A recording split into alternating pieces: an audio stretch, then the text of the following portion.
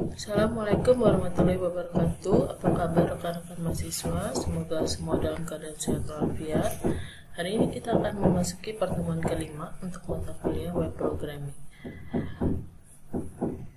Materi yang akan dibahas hari ini mencakup beberapa bahasan, diantaranya adalah mengenal apa itu CSS, kemudian contoh sederhana selektor dan mekanisme mengaplikasikan CSS serta elemen-elemen yang digunakan di CSS. Nah, CSS ini kepanjangan dari Cascading Style Sheet yang berguna untuk menyederhanakan proses pembuatan website dengan mengatur elemen yang tertulis di bahasa HTML atau bahasa markup. CSS di sini dipakai untuk mendesain halaman depan atau tampilan website front end. CSS ini akan mengenai tampilan dari halaman website. Ada banyak hal yang dapat kita lakukan menggunakan CSS dibandingkan menggunakan bahasa pemrograman seperti PHP maupun bahasa markup atau HTML. Ketika menggunakan CSS, kita dapat mengatur warna teks, jenis font, baris antar paragraf, ukuran kolom, dan jenis background yang digunakan. Tidak hanya itu, CSS juga bisa mendesain layout, variasi tampilan di berbagai perangkat yang berbeda, dan berbagai efek yang dipakai di dalam website. Pembuatan CSS ini sangat mudah dipelajari, namun powerful karena dapat mengontrol penyajian tampilan dari dokumen HTML, mulai dari simple sampai dengan website yang kompleks. Tidak heran saat ini CSS ini hampir banyak dipakai di berbagai website dengan mengkombinasikan HTML maupun PHP. Nah, di dalam CSS ini dapat dituliskan di pada bagian body, head, suatu dokumen HTML atau diletakkan di sebuah file eksternal. Perintah-perintah CSS ini akan dibatasi oleh tag, yaitu tag style yang diawali dengan tag style pembuka dan tag style penutup. Ada beberapa keuntungan yang bisa kita dapatkan ketika menggunakan CSS, seperti ukuran file lebih kecil, terus kemudian loading lebih cepat, mempercepat proses desain. Apa yang kita lakukan jika menggunakan desain yang sama di beberapa halaman HTML? Kita perlu menyalin satu persatu setiap halaman file HTML. Sesuai dengan pengertian CSS, jika menggunakan CSS kita tidak perlu lagi melakukan hal yang seperti HTML. Jadi CSS ini yang dilakukan menggunakan desain yang sama di beberapa halaman HTML. Kita bisa menyalin satu persatu ke setiap halaman. Jika menggunakan CSS kita tidak perlu melakukan itu lagi. Ketika menggunakan CSS, kita cukup mengetikkan satu kali fungsi CSS, kemudian menggunakannya di berbagai HTML. Fungsi CSS yang kita buat dalam satu file dapat dipanggil di berbagai halaman web tanpa harus menyalin baris kode fungsi berulang-ulang. Load file lebih cepat atau halaman lebih cepat dimuat. Jika menggunakan CSS, kita tidak perlu menuliskan atribut tag HTML di setiap file. Kita cukup menulis satu aturan CSS dan menerapkannya di berbagai file yang membutuhkan hanya dengan memanggilnya. Jadi, satu file hanya mengandung sedikit baris kode yang dimuat. Nah, sedikit baris kode inilah yang akan membuat proses download menjadi lebih cepat. Kemudian, keuntungan lainnya adalah proses pemeliharaan lebih mudah. CSS kita memudahkan untuk mengubah tampilan di berbagai halaman hanya dengan mengubah fungsi style di CSS, maka seluruh tampilan yang menggunakan fungsi tersebut akan berubah secara otomatis. Style lebih beragam dibanding HTML. CSS ini mempunyai atribut lebih beragam dibandingkan dengan HTML, sehingga kita memiliki lebih banyak pilihan tampilan halaman website. Kompatibel dengan berbagai macam perangkat, CSS memungkinkan konten dapat dioptimasi di lebih dari satu perangkat. Misalkan kita memproses sebuah dokumen. Jika menggunakan CSS, kita bisa menyesuaikan tampilan dokumen di perangkat versi lama sekaligus di versi yang baru.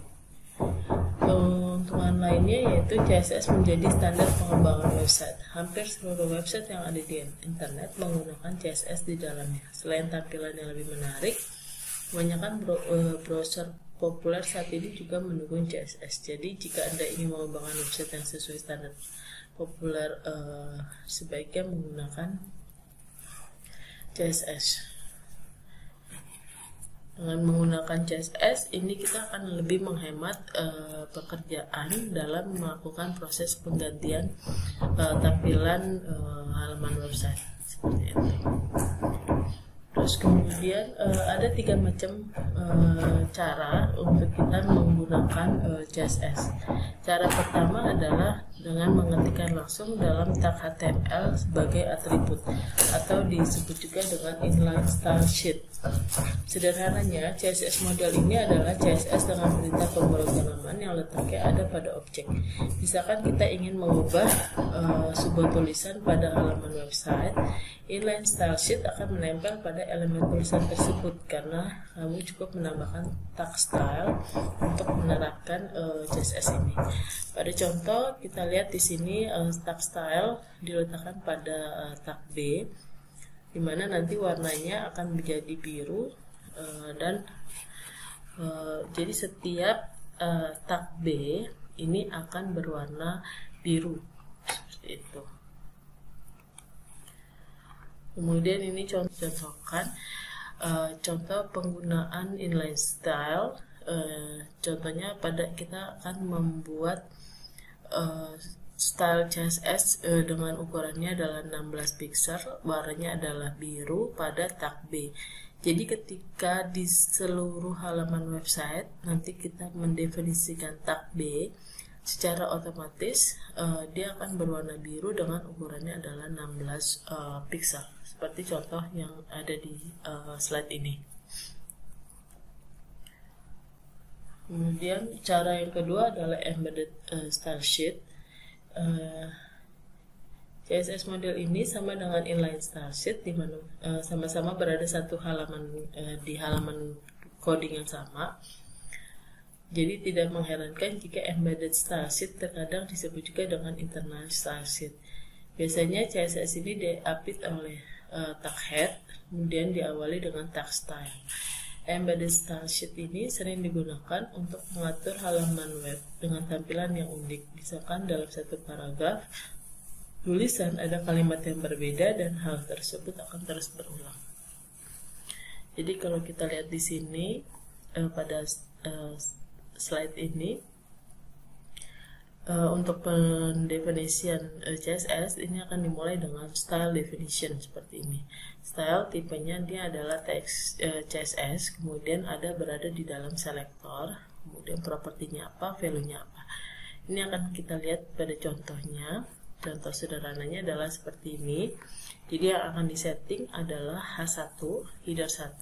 Setiap program menemukan style tag H1, maka stylenya akan menjadi font family-nya adalah Verdana, warnanya adalah red, kemudian text align-nya adalah center. Kita definisikan dulu di dalam tag style seperti ini. Ini embedded ya, embedded style. Nah, kemudian pada saat kita memanggil H1 sini di dalam body style sheet sederhana, dia akan mengikuti aturan yang ada di style seperti ini. Jadi font family-nya adalah Verdana, warnanya adalah red, kemudian text align-nya adalah center. Ini contoh yang kedua adalah seperti ini. Jadi ini adalah menggunakan tipenya adalah CSS. Nah, yang disetting adalah tag B, warnanya adalah biru.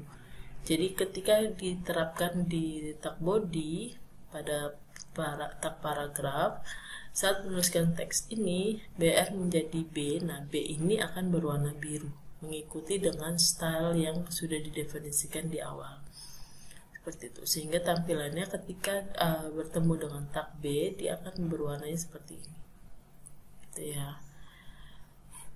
Terus kemudian ini CSS dapat didefinisikan untuk satu halaman secara keseluruhan hanya dengan menambahkan satu definisi style pada bagian head dokumen HTML.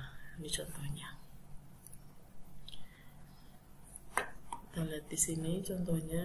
Stylenya adalah text CSS, Nah, yang akan didefinisikan, kalau tadi kan hanya takhid H1 ya. Nah, kalau di sini ada 3 atribut, 3 headlines, terus kemudian subline dan info text yang disetting dengan ukuran Arial, kemudian warnanya biru, backgroundnya adalah cyan, kemudian font weight-nya adalah bold. Nah, untuk headline sendiri ukurannya adalah 14, subline itu ukurannya adalah 12, dan info text adalah 10. Jadi kita definisikan dulu mana yang sama dari ketiga tag tersebut. Nah, kemudian yang berbeda dipisahkan seperti itu. Bentuknya jadi seperti ini. Jadi untuk memulai CSS jangan lupa diawali dengan kurung kurawal buka dan diakhiri dengan kurung kurawal tutup. Jadi ketika kita memanggil kelas headline seperti ini, maka dia akan mengikuti aturan yang ini. Dan aturan font size-nya adalah 14. Kemudian ketika memanggil div class sublines, akan mengikuti aturan yang sama seperti ini. Kemudian dia akan mengikuti ukurannya adalah 12. Begitu pula dengan yang info text. Sehingga hasilnya adalah seperti ini. Terus cara yang ketiga adalah external style sheet. Selain inline dan ada juga external style sheet. Jadi CSS ini diletakkan berbeda dengan halaman yang akan dirubah. Cara ini lebih praktis daripada inline style sheet karena bisa menghemat ruang dan bisa digunakan berulang-ulang untuk halaman web yang berbeda. Kita bisa mengenali CSS tag ini lewat tag link rel. Ini akan menghubungkan halaman coding pada external style sheet yang terpisah. Cara yang ketiga ini akan membuat satu file notepad dengan ekstensinya adalah CSS. Jadi kita memanggil file CSS ke dalam halaman web. Jadi kita lihat di sini ringrail style sheet, tipenya adalah CSS, kemudian link ke nama file.css. Kita lihat contohnya di sini. Ini dokumen CSS-nya. Yang tadi yang disimpan ke dalam style.css di sini. Nah, ketika ini dipanggil, maka dia akan mendefinisikan ini. Seperti itu. Jadi kalau tadi kan semuanya ada di dalam satu dokumen HTML yang diletakkan di tag head seperti itu. Nah, ini adalah contoh lainnya. Linknya adalah style CSS2.css. Nah, kita lihat di sini bentuk dari style CSS2.css. Jangan lupa ekstensinya dirubah dengan .css. Di sini didefinisikan H1, H2, H3 dan 4 memiliki properti yang sama, yaitu warnanya adalah biru. Sementara H1 ini font size-nya adalah 18, H2-nya adalah 16, H3-nya adalah 14, H4-nya adalah 12, dan P-nya adalah 10. Jadi kalau misalkan memiliki properti yang sama, bisa dijadikan dalam satu kurung kelawar seperti itu ya. Nah, selanjutnya adalah membahas mengenai selektor. Jadi selektor ini menentukan pada elemen apa style tersebut diterapkan. Selektor dapat berupa nama ID atau nama kelas. Jadi di sini akan menerangkan style yang akan dibuat, terdiri dari properti dan value-nya. Properti ini dapat diisi dengan jenis warna, ukuran, dan lain sebagainya. Kemudian value ini diisi dengan nilai dari propertinya. Setiap akhir penulisan properti dan value harus berakhir dengan titik koma. Tanda ini digunakan sebagai pemisah antara satu properti dengan properti yang lain.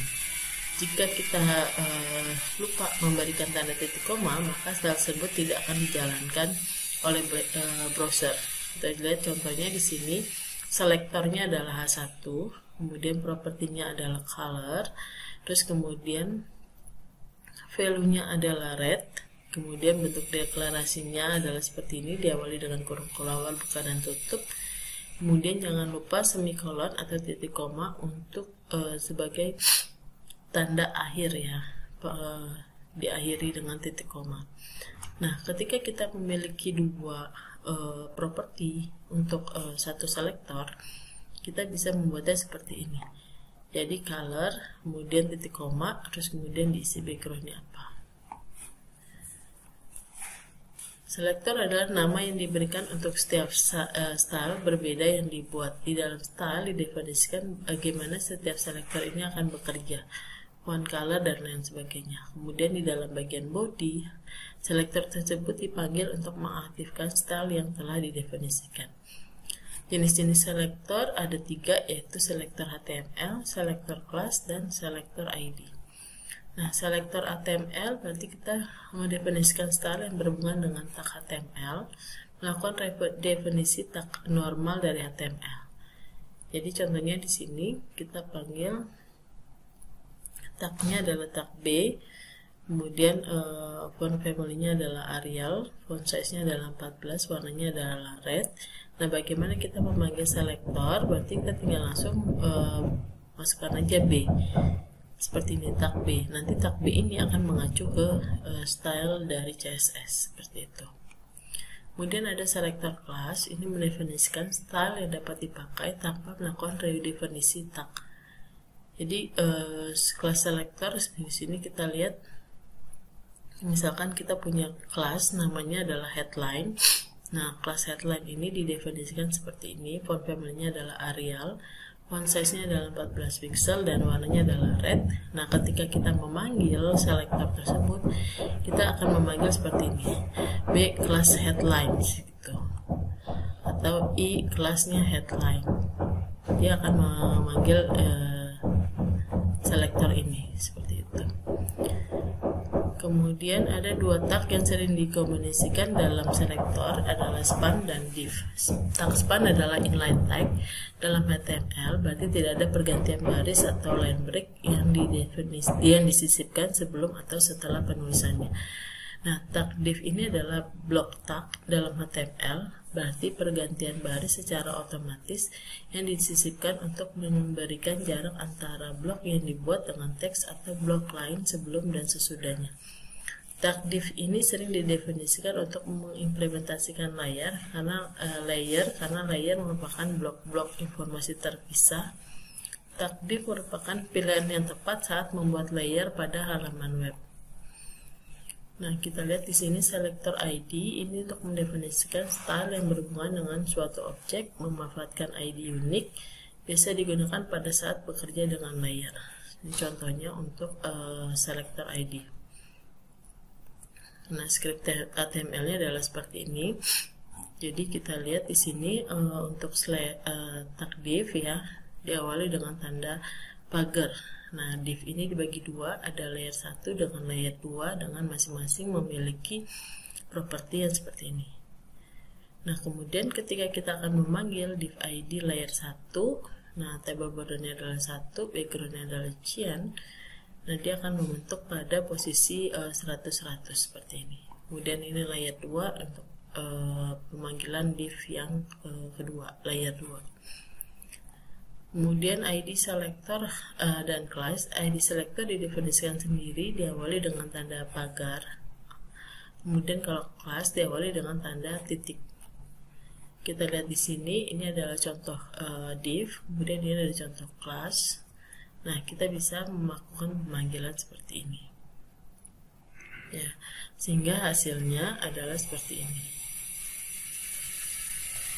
Nah, yang selanjutnya adalah pengelompokan selektor. Untuk beberapa style yang sebagian propertinya memiliki nilai yang sama, misalkan jenis font yang sama, mendefinisikan font tidak perlu dilakukan satu persatu untuk setiap selektor.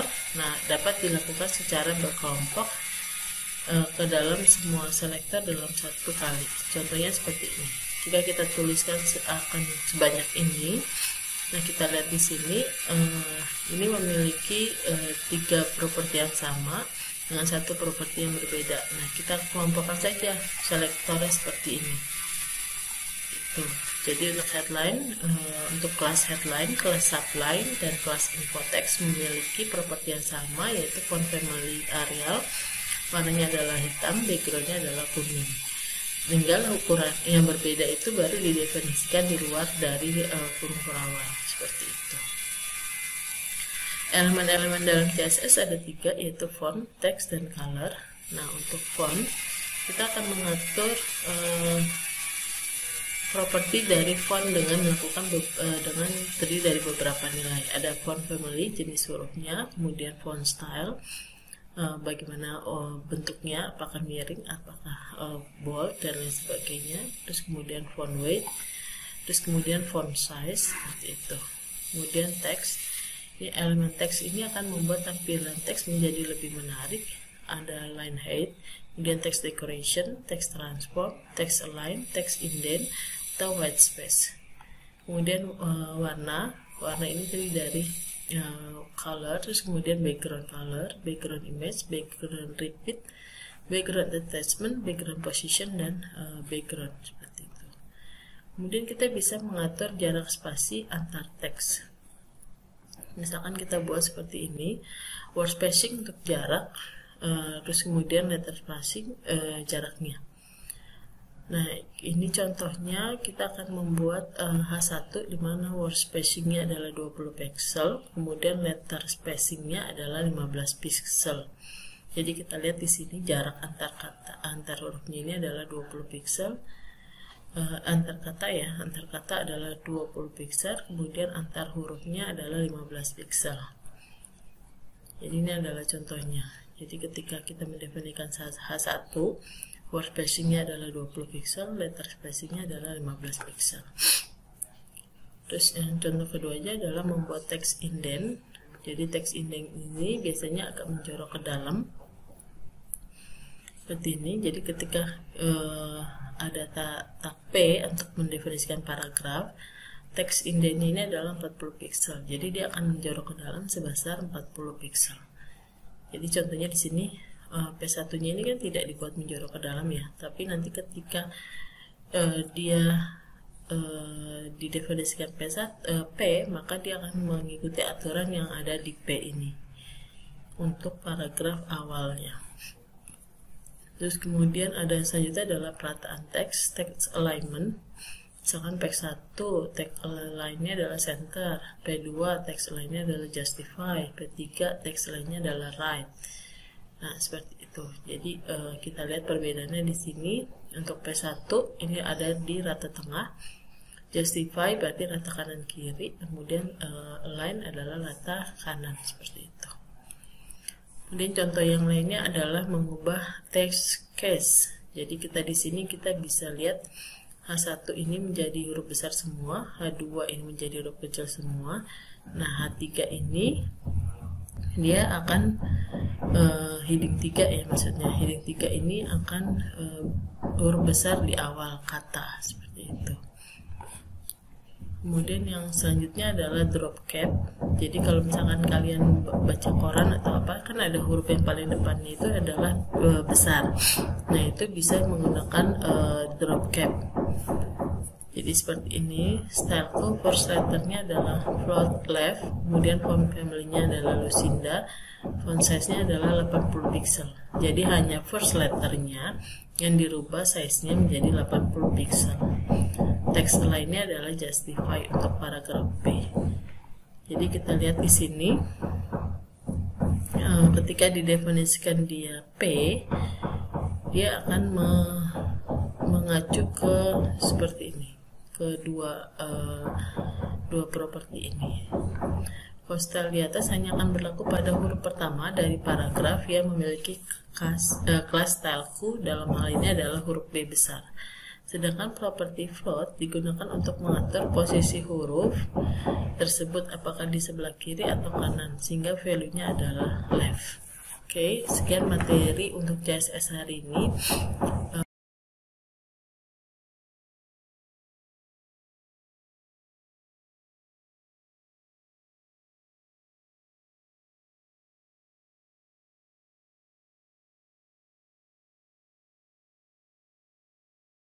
Terima kasih. Wassalamualaikum warahmatullahi wabarakatuh.